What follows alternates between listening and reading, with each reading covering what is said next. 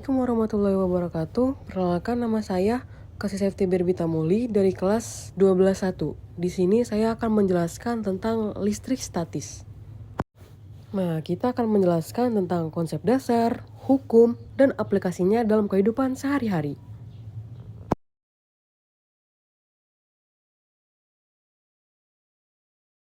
Nah, adapun tujuan pembelajarannya, yang pertama, kita akan menjelaskan gaya listrik, medan listrik, potensial, dan energi potensial. Yang kedua, menganalisis kapasitor dan rangkaiannya. Dan yang ketiga, mengaitkan konsep dengan teknologi sehari-hari. Nah, sebelumnya kita harus tahu dulu nih, apa sih listrik statis?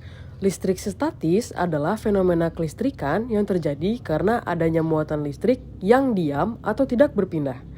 Konsep listrik statis juga dimanfaatkan dalam berbagai teknologi modern seperti mesin fotokopi, printer, hingga layar sentuh kapasitif pada pegawai.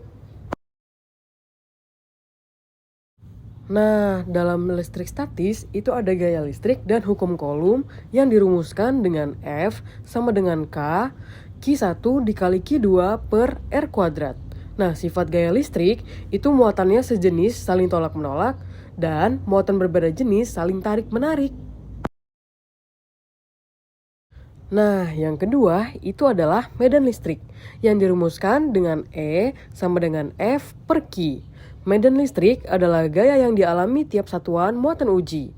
Arah medan listrik keluar dari muatan positif, arah masuk ke muatan negatif.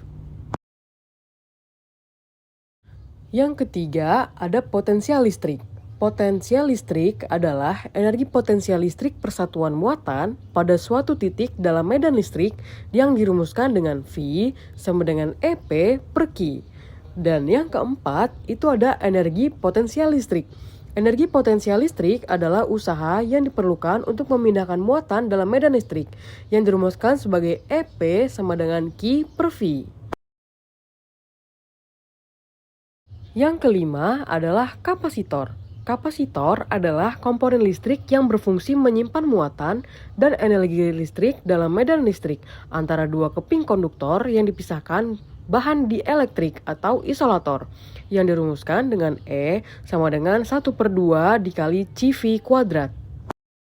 Nah, listrik statis itu dibagi menjadi dua, ada seri dan paralel.